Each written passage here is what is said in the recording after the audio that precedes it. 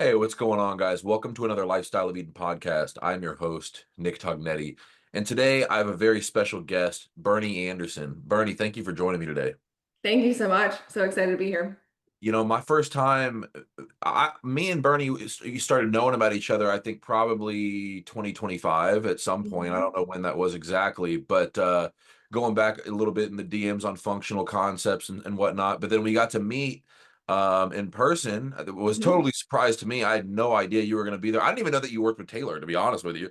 But then when you were In the there, shadows. being able to meet and kind of collaborate on some things was really fun. So, obviously for me, just as much as my audience, I'm gonna learn just as much about you as they will because quite frankly, me and you have never had like a ton of deep conversation or really gotten to know each other on certain things. So first and foremost, tell me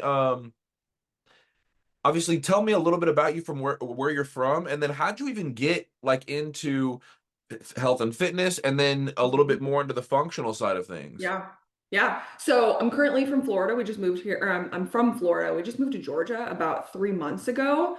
My story is a long one. It is definitely a long one. I started off with coaching myself because I physically couldn't find the coach that would work best for me. Mm, I got into the health and fitness field. I've always been an athlete since I was about four. I went yeah. to college for softball, but I have never had a healthy relationship with food, with exercise, mental health, nothing. Would you Um, undereat? Would you do the undereating and overtraining, like that kind of relationship? oh, absolutely. Let's go through the timeline real quick. Yeah. So, Yeah. my first diet was at the age of 8 with my Oh my mom. God. My Wow. first diet was at the age of 8 with my mom. Bless her soul, she did not know. Yeah. Boomers, we love them, right? I actually developed anorexia at 12. So I developed anorexia at 12, and that just cascaded a whole 13-year struggle. At 13, I developed an exercise addiction where I would exercise instead of eat lunch. By 14, I had binge eating disorder. By 15, I had bulimia.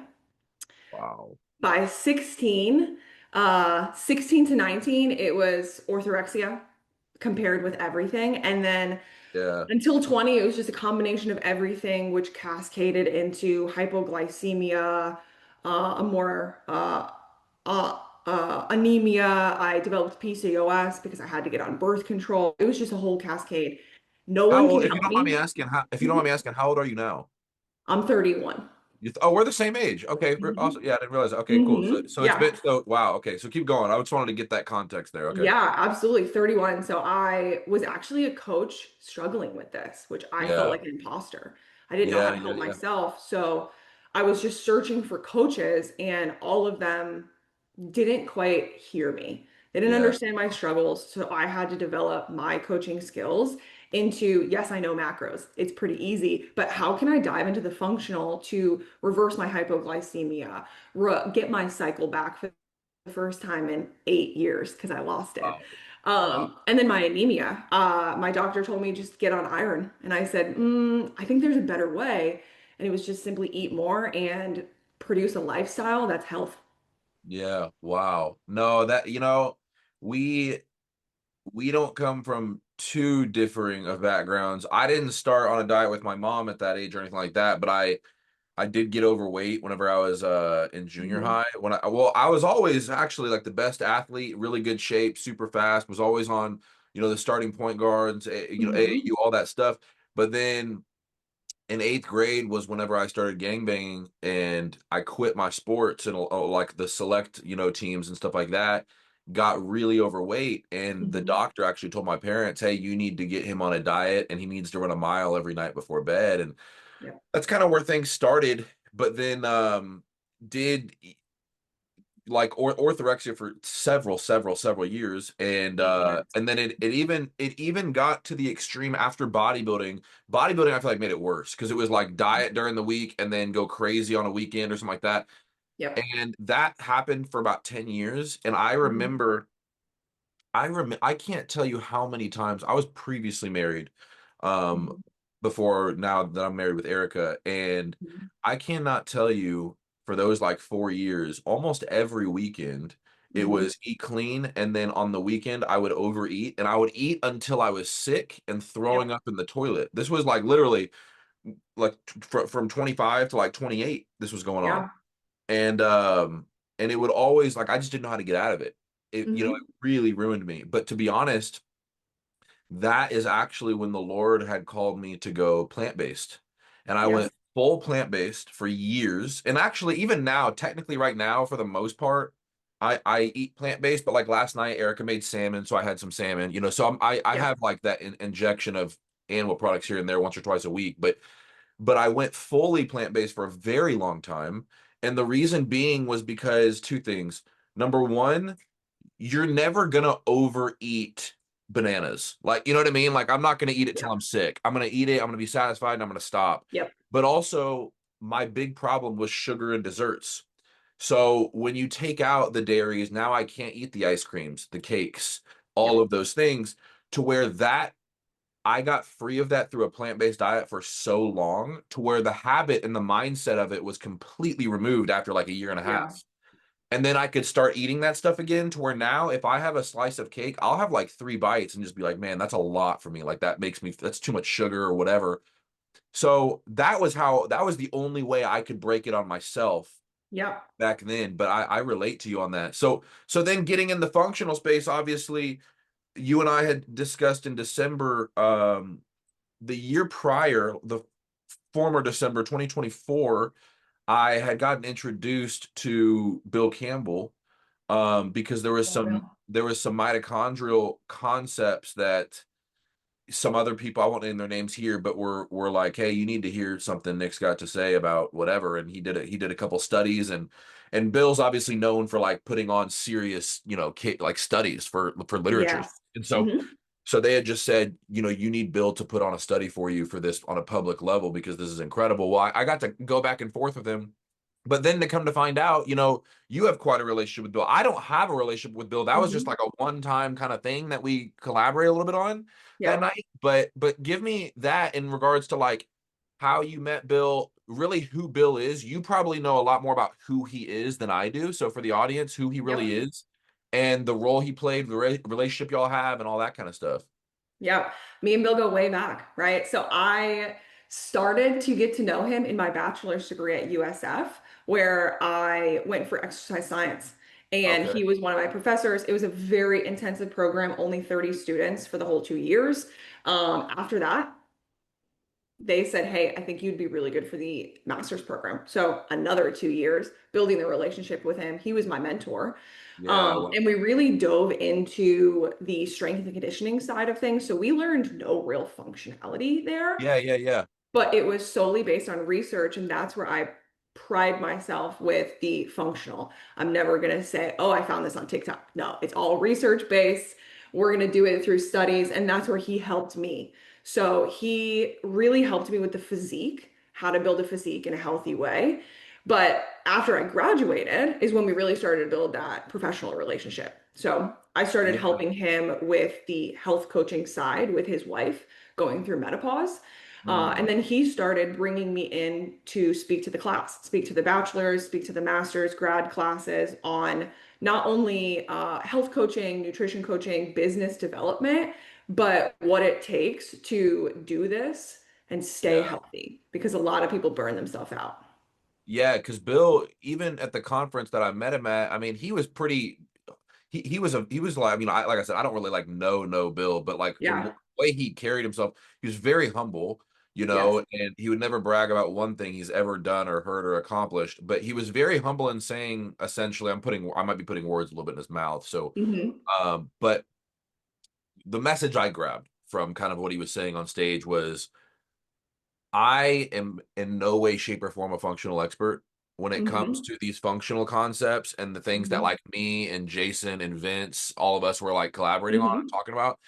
He's like, I don't know this stuff. He goes, this is not my wheelhouse. And I want to be clear Yeah. on that. He goes, I really master in weight loss case studies and things of that nature. And so that was, I think, where we kind of got to have the conversation because he was starting to really see like there is such thing as weight loss resistance at a Yes. mitochondrial level. And he was like, we need more science on this. And, Hmm. so, I really liked being able to connect with them. And I hope to be able to in the future because I have a lot of studies that I've run with doctors, like four-time board certified physicians. And they actually, one Mhm. of the ones I ran in 2024, it was how I came about doing all things for reversing kidney disease. One of them was a Mhm. nephrologist that had got my information and was contacting me about these things. And I shared a theory and based on a study that was done on rats. It's never been done on humans. And so I Yep. was like, hey, I have this theory and I reversed my own kidney disease. I had stage 3 and I was in the ER. I reversed my own in 8 weeks and I did that experiment on me. And I Yeah. said, and I just explained it to him and he goes, Nick, he goes, this has never been done on humans before. But he goes, in theory, what you're saying to me right now is 100% right. And so I Yeah. started sharing these different things, and this is kind of what caught like Jason's attention back then, or like a couple other people, and they were just like, dude, you need to figure out how to make like a real broad study where PubMeds and everybody recognizes this as a thing. Yeah. And so hopefully, God willing, in the future, the connections will be broad and maybe Bill can really be one who launches that kind of thing. But Yeah. He's always looking for new studies. That's his bread yeah, and butter. that's awesome. I love that. Well, Hmm. well, you know what? Maybe there will be a time where we get connected. Like I said, I don't know him. I don't have his information, and the Lord will connect it in its time. But I think that that'd be great. I'm Absolutely. sure he could help me out, and hopefully I could bring some value as well and everything else. But so let me ask you: you graduated with exercise science? Yes, Hmm. Yeah, with that's a what you got. specialization in nutrition. Okay, okay, even better. So let me ask about that real quick. So this is at USF. Hmm. Okay, so knowing what you either A, know now or are learning now and going through with your own health or clients' health or what the journey that you've been on, Hmm. how much do you think getting the degrees in nutrition and exercise science really helped in regards to like just reality of what we're doing today with people and clients and ourselves and like does that give you the tools and I'm not asking this with the assumption that you're going to say absolutely not. I'm like I really because I didn't go to college, Yeah. so I Yeah. dropped out I of high love school. this question. I Yeah, get this question all the time yeah, because I am someone that really promotes school, really promotes higher education.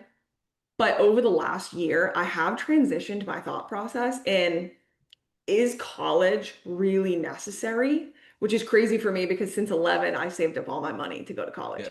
It was yeah, crazy. yeah, But the schooling was absolutely amazing. It gave me the stepping stone that I needed to not only mature, but know how to research properly. I'm not just yeah, looking up articles, I'm looking at peer-reviewed research and I'm understanding and researching what my clients are struggling with. That was the best takeaway that I could have taken from that.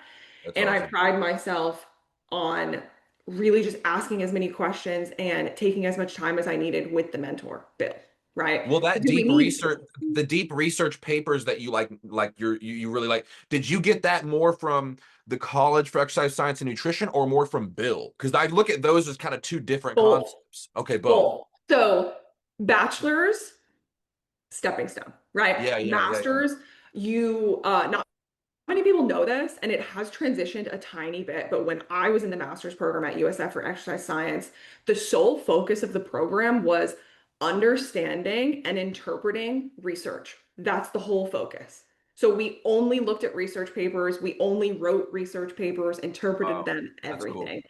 And that was the biggest part of the whole program because every single course we took, um, it was all research. No textbooks, no nothing, no lectures. It was okay, research. We're going to learn how to read it, we're going to interpret it, and then you're going to write your own analysis. Yeah, Really amazing. And the analyses actually helped me develop functional protocols in the way of taking the research and implementing it into a way where the client, that is a general population client, knows how to read it, knows how to yeah. interpret it. Hmm. Oh, Yeah. that's cool. So when you say the last year, you're starting to kind of like reanalyze your conclusion on that or whatever. Hmm. I mean, I'm sure it'll continue to evolve in one way or Yeah. another, but where you're standing now, where do you really feel? And the reason I ask that is because actually I just got a call 2 days ago about this, where people are so there's one of my this woman I've coached her whole family and her son, but now she's actually in my university and she's a nurse that's over entire departments in Houston.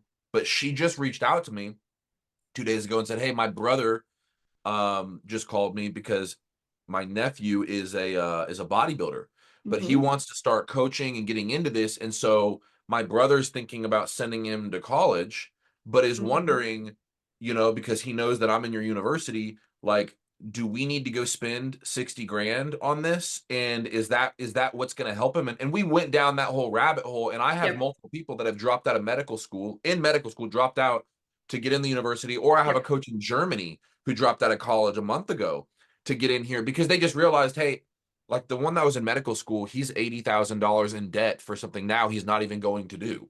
You know Yep. what I mean? And so I think that this is a time where a lot of people are evaluating, like, I want to be in healthcare in some way, shape, or form, but do I have to go this route? In some aspects, it is necessary. Like, you want to be a heart Yep. surgeon, then go do that. You know what I Yeah. mean? But I'll even speak for one of the ones who dropped out of medical school. He wanted to be a heart surgeon, and then Hmm. realized 3 years later or 5 years later, he doesn't want to do that anymore. To where I just go, hey, even before you make that jump, maybe when you get out of high school, maybe don't go to college yet. Maybe wait till you're 20. Maybe just kind of research, explore, enjoy yourself, to where your thoughts will probably change at 21 from when they were 17. So now, with all Hmm. that said, what are your thoughts on that right now, currently? Yeah. So it's funny because I'm gonna boast about you for a second because part of my mindset on school is changed because of people like you, mentors like you, where you're starting your own universities talking about all the functional nutrition, health, lifestyle, the pillars that doctors don't learn in school. I have a lot of doctors on my roster and a lot of referrals that I use, and all of them say the same thing. And that is unfortunately a little bit of a letdown in the school system for me. And that Yeah. was that switch of I honestly would never take back my schooling, Sure. but Yeah. if there were practitioners like yourself 10 years ago when I was in school, I would go to you instead of the schooling because I would learn so much more of what actually matters from you than from the textbooks the first 6 years of my schooling, right? So Yeah. it's practitioners like that that just weren't readily available and For knowledgeable sure. 10 years ago. Yeah, Yeah. no, it's so new. Something I just had a conversation with my wife, um, because you know, Erica's been, a functional coach for like over a decade. She had Wow. Hashi's. Her Hashi's was like it wasn't like crazy, crazy high, but it was still Hashi's. It was like a 51. And then Yeah. now it's a 2, like she completely reversed Wow. her Hashi's, Yeah. and had all these different issues. But before we met, she had a business coach and she loved the individual as a business coach, but she just didn't like the business that was being built because she Yeah. was like, I don't have a functional mentor, and that's where I want to go in. And then when we met, I mean, she's my wife, I'm not her mentor, but like she would say, like, it wasn't until I met you that I finally was like, hey, like, I have somebody who can really teach me these depths and whatnot. And so Yeah. she was going through different courses, and she was like delaying them and like hesitating on them. And I said, why? What's wrong? And she goes, well, I don't really care about some of this information. And I said, right there, I go, look, let me tell you something I learned, because I'm also a pastor and a doctor in the faith. And there was the number one student of the biggest rabbi in the world in Jerusalem I used to Yeah. study under personally, and he had taught me something a long time ago. I remember, he knows he's not a rabbi, the student. He's like 75 years old, but he is the number one teacher besides the head rabbi in all of Israel. Everybody calls him rabbi. And I remember studying Yeah. under him one day, and I said, Ariel, I said, why are you not a rabbi? Like, why didn't you become a rabbi? Like, you literally know more than any rabbi. Like, why didn't you just do that? And he goes, well, to become a rabbi, you have to go through certain schooling and learning certain curriculum that, I'm going to be Hmm. honest, I don't really care about. He Hmm. goes, I like to study what I like to study, and I Yep. like to learn what I like to learn, and I don't do it for a title. And so I go and study what I want to learn. And because I deep dive on that, I don't have anybody telling me you have to study this. Yep. So over time, that benefited me to enjoy my studies all the time. I'm not going through something grudging to get a certificate on the other side. It might hinder me from the title rabbi, technically, but I'm still seen as the top teacher, top three in the world. Yep. And that was something I always carried where I dropped out of high school, and had to go to a school to graduate early just to get a diploma. And then I went to college for a semester. I didn't even finish the semester. I just couldn't stop partying and doing all this other crap. And when I got saved at 23, Yes. I never went to seminary. I never did any of that. I just studied what I liked to study, which was the scripture. And then I became a Hebrew scholar and I'm fluent in Hebrew, taught Aramaic, all these things. But nobody was like, I wasn't trying to go through all these different things. Yeah. I want to study what I want to study. And the same thing happened in health, where I was like, in 2019, when I got really deep into starting to study the gut microbiome and the nervous Hmm. system because of my own issues back then, I never got into schooling of any kind. And I never even thought about doing it because I was just like, I just want to study what I want to study. Yep. And that over time just led to me learning what I've learned because I've just dove into that acutely. Like, oh, I want to learn about kidneys. I'm going to go pay a nephrologist and I'm going to study under him and learn or Yep. PCOS, whatever it is. And that's what I tell a lot of people where I'm like, hey, listen, do not feel like you have to go through a certain system because Yes. the reality is you're probably only going to care about like 40% of what you even learn in there. And I go, is that worth Indeed. it? I go, no, it's not. And so the reality is, I always tell people, study what you want to study. I told my wife, I go, Hmm. stop doing those certifications. She's like, we already paid for them. And I go, now granted, she did finish them and whatever, but I had said, I don't care if we paid for them. I go, if you don't Yep. like them, don't do it. I go do what you want to do. Go study what you want to study. And because the reality is this, I always tell people there's actually no such thing as a functional doctor. It's not a board certification. Functional is not a board certification. So you I can't, just told this to a client. yeah, Yep. you can't be a functional doctor by definition. Yep. There's no You can't be a functional MD. You can't be a functional medical doctor. That it's literally not counteracts each other. it's not a board. Exactly. Yeah, and it's you can be a nephrologist or whatever, but you can't be functional is not a board. And so then you also the reality is, like people don't want me to say this, but it is the reality. You can't really become some quote unquote licensed like functional whatever. Like I can go take a functional course, like somebody can Yep. go through LEU, Hmm. quite frankly, and be functional and get maybe like continued education credits, things like that. Yep. But like even myself, I don't have any of these like certifications, like all this Yep. stuff. You know what I mean? Like nobody cares about that. Nobody comes to me. I've had probably 4 people in 3 years literally ask me, "Hey Nick, what are your certifications?" And the reality is Hmm. because nobody cares. Yep. All they care about is I have PCOS and I'm bedridden. Can you reverse this or not? And they know I can, so they go, Hmm. I don't really care what certification he has. He just can fix me.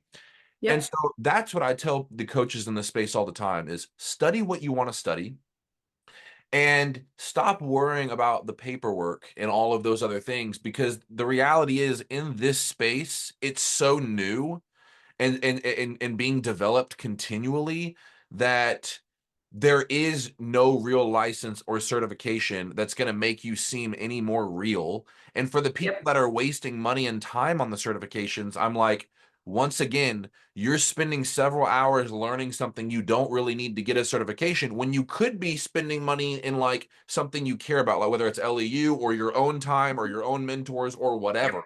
to be learning all this stuff. I feel like you're speaking to me when I was in my 20s because if I listed off how many certifications I have that I physically do Really? not use, Yeah, yeah, you yeah. would laugh so hard, right? This is so Yeah. funny too, because at the end of the master's program, the goal was, okay, you're going to go to a PhD program and you're going to become a Oh wow. professor. And that was Wow. my end goal. I was like, okay, I'm going to be a professor. Thankfully, I didn't because 2020 hit and that wasn't the best.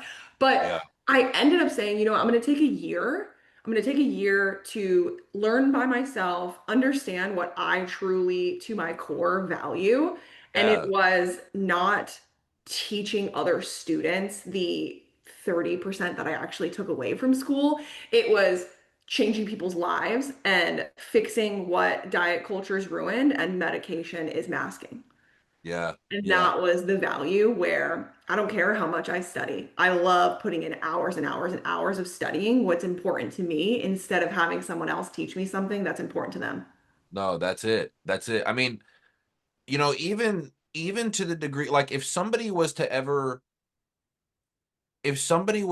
hear, because like now we have LEU oncology as well, where like after you graduate, you can come into the Yes. oncology department to learn how This is so cool. to Yeah. take like cancer clients and stuff, right? Well, hmm I started getting into cancer years ago because I just started getting a bunch of like breast cancer, prostate cancer. So I was like, you know what, Nick, I'm so excited about this. I'm gonna Yes. start diving in. And so what's crazy is once again, never went to school for that, but I there's a couple mentors I've had who I reached out to and I said, "Hey, I want to know what oncologists do you know who hmm practice like the way I think and the way I practice so that I can learn cancer through their lenses. I don't need to go learn cancer through a doctor. I can learn that anywhere just because it's Yes. not hard to actually learn what cancer literally is, but hmm I want to learn how to view it functionally and through hmm the pillars and through all my that I found in all of that. And so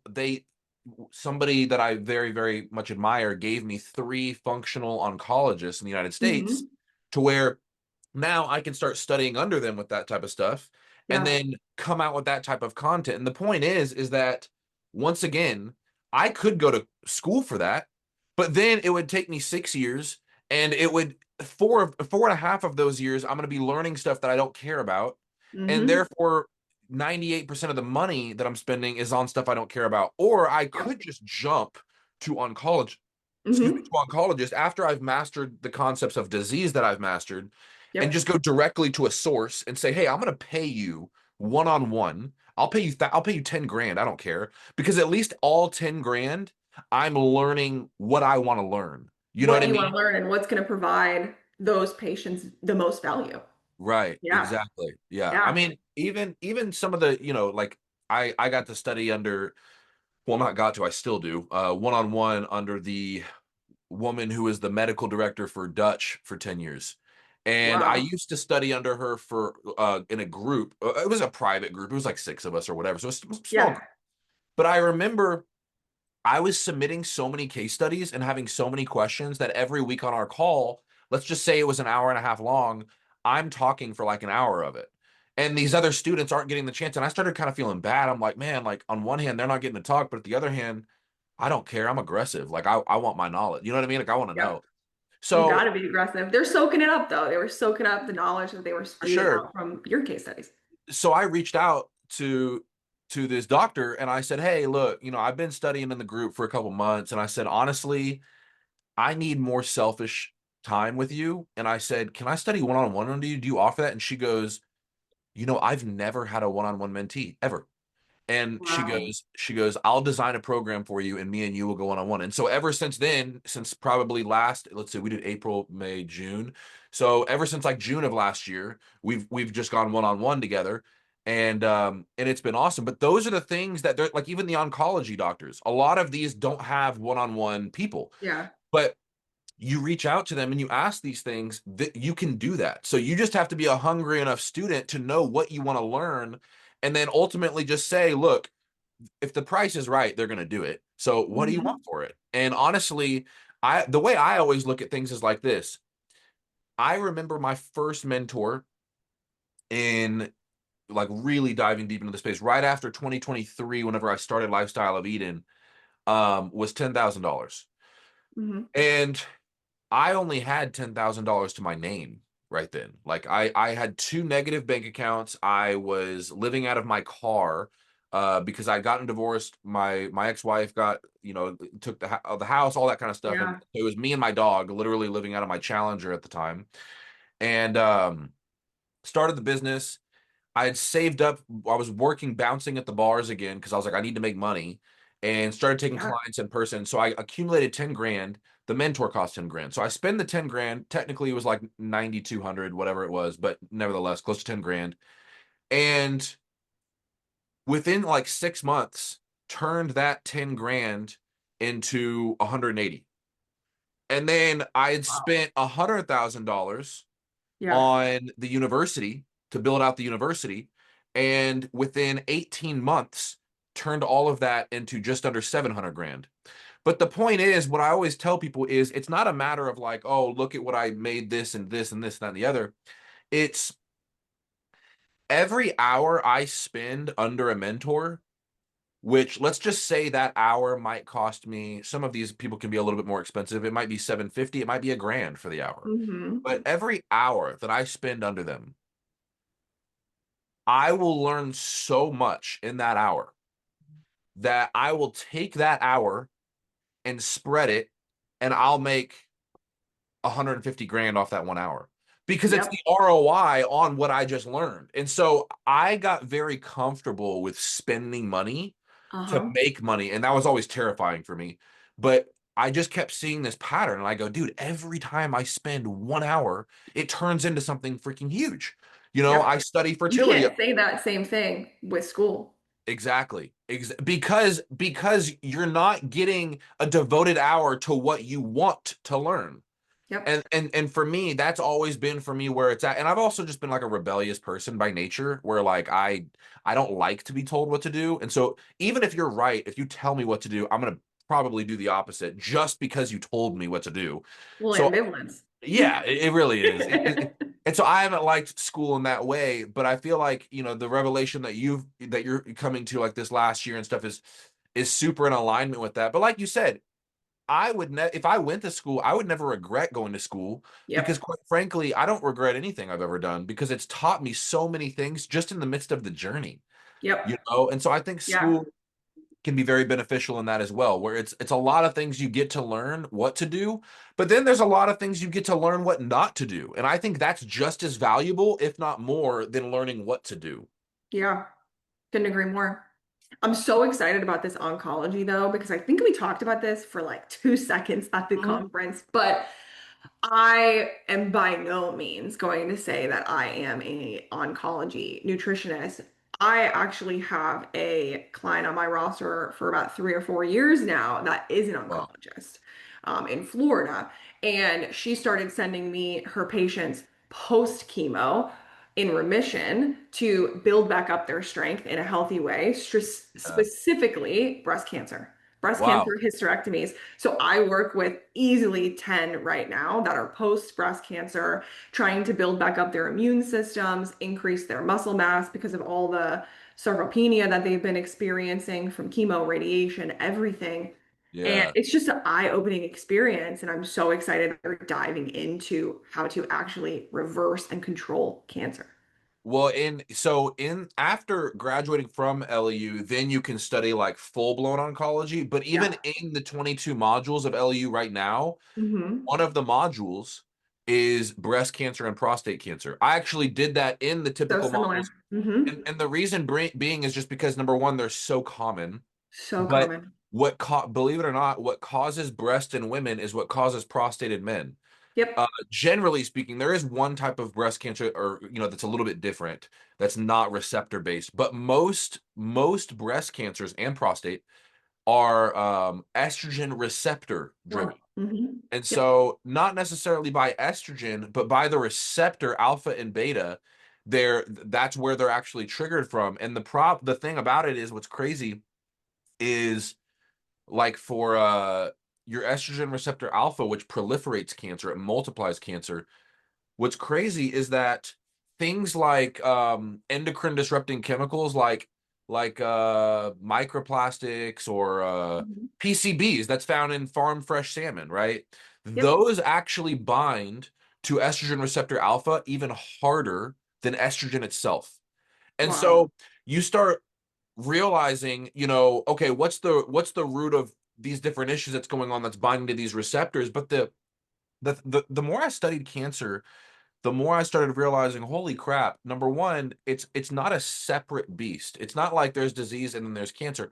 Cancer Yep. is just a multitude of disease where Hmm. those cells no longer were getting killed, where they end up Yep. developing into cancer. And then sometimes they'll clump up, and then that's what we call a tumor. So it's not Hmm. like it's separate, like, oh, I just got cancer. No, you got cancer because you've had disease for 20 years, whether it's Yes. PCOS or whatever is going on.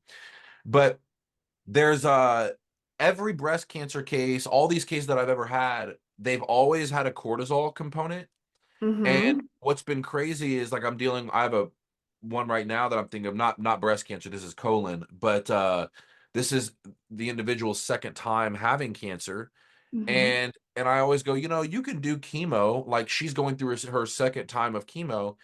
And I go, and that's going to kill these things. Yeah, But it's not going to prevent it from coming back if you don't figure out exactly. like what's going on, right? Yep. Why is your system in a multi-system failure, whether it's your immune system, whether it's adrenal based, whether it's chronic inflammation, most of the time there's a liver component.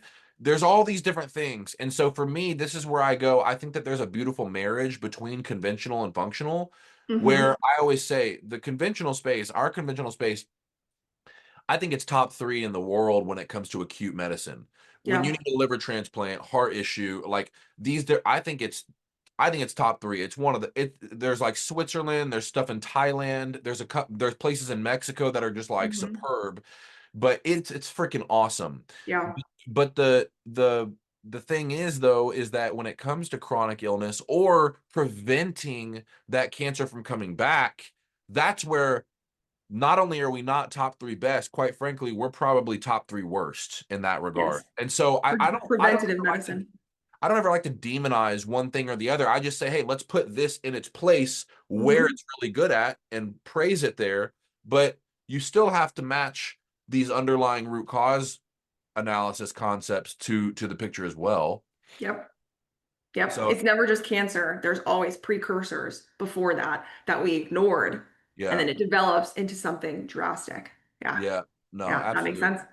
No, that's awesome. Well, let me ask you this. What would you say, and this is going to be more so specifically for coaches and practitioners, when Hmm. it to leave them with something really practical here. Um, when it comes to, do you study like a lot of PubMeds, or what kind of literatures do you like to kind of like Yep, look at? PubMeds. I like a lot of PubMeds. I usually also reach out to my previous Professor Dr. Buckner, as well at USF, and of course Dr. Bill, to share with me other articles that are new, that are actually really sound. So PubMed is definitely my first one that I always check, but then I always try to check the smaller ones because they are very underdeveloped, but very Yeah. valuable. Yeah, like there's Mhm. one, I think it's the University of Sydney in Australia. I just Yes, grabbed a literature from them. I really like them. Australia. Yep. They're really good. But what I was gonna say is give the audience like because one of the medical students that dropped out that's now in the university, he was looking through some of the studies that I have in there, the PubMeds, and they're all great. But he had just said, hey, when you do grab these literatures, he goes, some of the things that you want to look at, like with their funding and some of those other things, just to make sure that things are pure. And I've known about that, but then again, I never got to learn in school some Yep. of these deep nuances. So give as I really push, hey guys, you got to find your studies, you got to find your literatures, things like that. What are one or two or three things that you would say to make sure they're sound or things to look out for or to be aware of? What would you kind of give on that? So the first one is going to be exactly what you just talked about. It's going to be you have to make sure before you actually start reading the research, you have to make sure it's funded by something that is not going to value from the research, right? So if Yeah. we are talking about, there's a lot of Netflix documentaries, right? Let's just talk about those. They're all researched. It's great. But we have to remember what is it funded by? Who's funding that research? Who wants to know and get that information out there? Yeah. Sometimes it's going to be unsound because the person that is going to value from it is The funding it, funder. right? Yeah. That right there, I will not read it. It could be sound, it could have the right p value, everything like that. I won't read it because it's already biased, and we have to make sure there's no bias in it. Um, we'll talk about p value in a second, Yeah. Yeah. Yeah. but for also sound research, we have to make sure that there is a large enough and not a skewed population, right? So if it's a population of 100 people, that doesn't mean anything. We need populations of more than 1,000 to make it sound. Because if you're doing a population of 100 people, well, that's just not enough people to actually say, okay, well, the general population is now being told that 100 people is just like them. That doesn't make any sense. We need more population to see more research, more studies, and then Yeah. a p-value of 0.05, which not a lot of people know what that means, but it has to be less than 0.05, is considered significant. That means that the actual research is sound and it's not skewed in any way. Those So three, explain the p-value. How do you calculate a p-value? it's in the research. It's that is all in the statistical research for the threshold of significance in the evidence that will be in the analysis at the bottom. It strictly says right there if this is sound research or not. The p-value is less than 5 or less than 1 or more than 0.10. You will know that the hypothesis is null or it's not. So you want it below 5 but above 0.1? Yes. Yeah, no, that's all really good stuff because I've been since like 2023 or 4, I've been like really trying to push people heavily to, well, that's really where I found like 90% of what I've made as my protocols has come from not completely like, oh, this literature said do this, but it was I like what they said with this, and I'm balancing it with what this other literature said with this. I'm going to compile these and I'm going to experiment with them. And then anecdotally, the results were phenomenal or whatever. But I've Yeah. generally gone off of the research in those areas. But one of the things that I've been just because like I said, I didn't go to medical school, I didn't go to the colleges and stuff like that like you did, was learning a little bit more on what validates these things. The Yeah. things that I've really just looked heavily at was I'll go to the bottom and I'll just be like, is there like a crossbreed when it comes to their funding? Is there an Yeah. issue that's contradictory here that could be swaying bias? Because we have that crap all the time with like breast cancer where they're like, it'll be funded by like Tyson's chicken nuggets and all this other crap. Like, Oh, of course. it's Yeah. like, bro, come on. You know Do you what I know mean? what my favorite one is? And I am going to correct myself for 1 second, but you know what my favorite one is? Is the research that is put on by, won't say the name, but the research that's put on by a lot of pesticides Yeah. on cancer Yeah, drugs, right? exactly, for sure. But I will correct myself 1 second because I did say a p-value of 5. It's a p-value of 0.05, Point zero meaning five. 5% predictability that the results are actually sound, right? There Yeah. is not skewed. So if you have a 10% predictability, that is just too off. We can't do that. Yeah. No, no, no. That helps a lot. I think that's great. And I think and one of the things that I've had to take with a grain of salt too is, Mhm. so because right now we're in a season where knowledge is doubling. What would take 24 months, it's doubling like basically every 24 hours, some statistics Yeah. are saying, is there's a lot of things that I have noticed. In fact, there's some incredible FSH menopause literatures that are brand new. They just came out last year or 2024, but they're on things that I've been anecdotally finding for years. And Hmm. and so one of the things that I've had to also just like be aware of is there are some things that are not yet scientifically backed yet because we don't have the funding for that type of research yet, or nobody's doing that type of I was going research. to say the funding or the population because we have Yes. almost no research on pregnancy because Right. it's too risky, right? So it's done on animals, but that doesn't make any sense because we're not exactly the same. Yeah, and so I've just an example, like the kidney disease thing that I've now just reversed so many kidney disease. Yep. The experiment that I did has never been done on humans, and Hmm. so it doesn't make it invalid. It just means, hey, we don't have the research to prove that, so you're going to have to anecdotally do this. But then again, this is how research happens. Yep. You have some, random Yahoo like a Nick Tognietti that doesn't know anything, right? Or that doesn't have the paperwork that does all these things that Yep. catches the attention of a Bernie or a Dr. Campbell, and they go, dude, he's got about 50 people, 100 people that have reversed these things like this. Why don't we look into doing a broader study on this? Yep. And then it becomes a scientific literature that in 10 years now everybody validates that thing. So those are the things that I keep in mind as well, where I go, for me, it's important to distinguish and say, hey, we don't have any literature on this, but Mm-hmm. anecdotally, the results are remarkable. And for me, I go, it's almost just as powerful, if not more, at least for the moment, because at least it's working. Yeah. Let's just see if it sustains and if they stay reversed for the next 3 years, 7 years, 10 years, because Yep. that's the problem I have with a lot of research, especially when it comes to the GLPs or drugs or things of that nature. I've utilized these things in my practice, so I know how to use Yep. them. I teach how to use them, whatever. But what I don't like is like when it comes to immune modulators and rapamycins and LDNs and all these other things is we are making very conclusive announcements about things that we only have research on with people for 6 months or even 2 years or Short 3 years. term. Exactly. Mm-hmm. And the reality is or like keto, like people will talk about these things and we go, no, like look at their markers in 6 months. And I go, that's fine.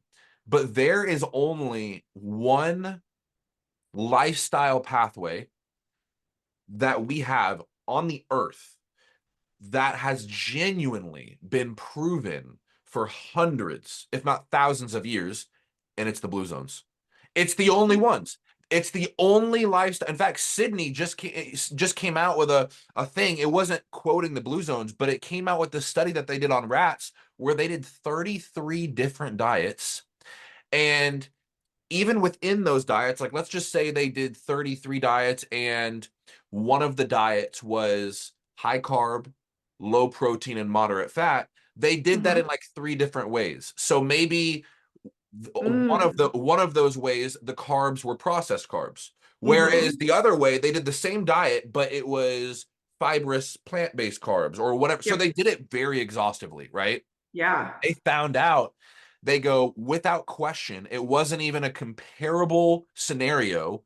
The high carb, low protein, moderate fat, whole food diet was not only reversing diseases in these rats, it extended their lifespan and lower disease rates monumentally. And I go, not only is that my pillar one for nutrition, it's the biblical diet that God commanded us, but it is Yep. literally the blue zone diet. They're Mm-hmm. coming to the same conclusion with the blue zone diet. And so that's why I say, be careful just because not to you, but to like other people, be Yeah. careful that, oh, we have 6 months of literature or 2 years of blah, blah, blah. And I go, but you don't prove that that gives you longevity. You don't prove that Mm-hmm. that's going to make you live to 95 versus, oh, I was somewhat healthy on those lab works, but I still died at 67 from colon cancer or whatever it is. You know what I mean? And that's the stuff that I think we need to be very like careful of.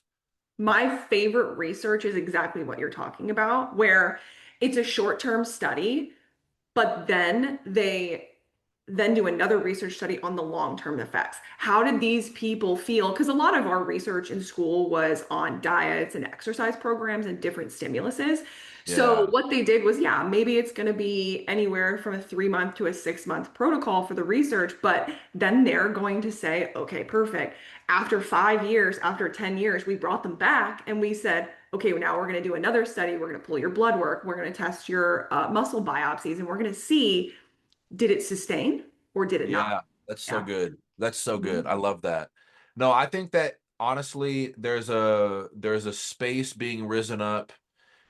You've got your Nicks, you've got your Bernies, you've got these types of people that quite frankly, I think there's a good chance that we are going to be the ones to produce these literatures and we're going to be the ones to produce these studies because number one, by doing this, by definition, like I always tell people my seven pillars are free. I make no money off of them.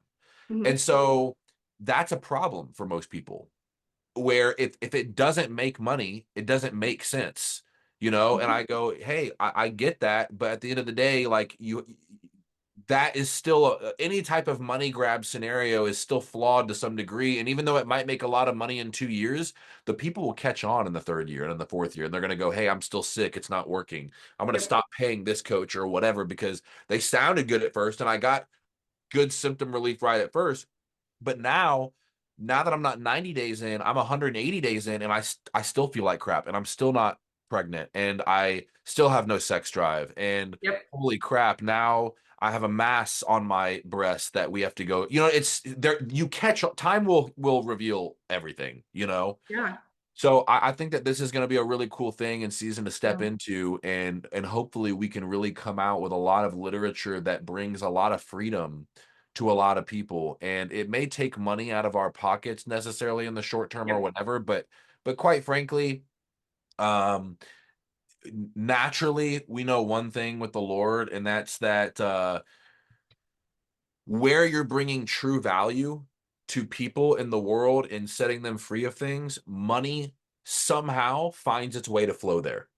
And Yep. so in that, you don't need to worry about the finances. They're always a byproduct of just doing the things that bring value to people, you know? And I think that if we can focus on that, we're going to really make a lot of change for a lot of people. And I see the gifts that you have coming from school. Like, let's just say this, there's probably plenty of things that you got from school that's going to bring value, even more value to the world. But let's just say, even if it was just for one thing, what if there was this massive practice worldwide or university or, some type of department or whatever. And they said, hey, you know what? Bernie studied a lot when it comes to literature. We want to make her head of the scientific literature department. No literatures can be published within this thing unless it goes through her because she's going to look at the funding, the p value, the these, the that's. That alone makes all of your schooling worth it. You know what I mean? Exactly. Yep. So Yep. I know that all these things are going to be used for so much good, and I'm excited to see where they go. But before we get off, is there any other closing remarks or anything that you would like to share? Sign up for LEU. No, I'm just kidding. No, I I will second say, this. I yeah, I second say that I word. third it, right. No, I mean the thing that I promote on, my social media, I'm very much like you. I'm very blunt. I'm very to the fact. I promote it to my clients is just vet your coaches, vet your doctors, be your own health advocate. If it feels Yeah, off, yeah, it's off, yeah. right? No, that's Just that's so good. hire someone that is in it for you and not their own agenda. That's the biggest thing I can say. Yeah, amen. Amen. That's so good. Well, Bernie, thank you for joining. I This has just been such a fun time, and I know it's going to bring so much value to so many Yep. people and so many coaches and Hope people that are so. going through their own pain and everything else. So, um, for those looking for Bernie's info, you'll be able to get her Instagram accounts and all of that from the video from the post. So please make sure you follow her, look at her content, reach out to her if you're needing help with functional cases, functional issues, or mentorship, things of that nature. But thank you guys so much for joining, and stay tuned for the next episode.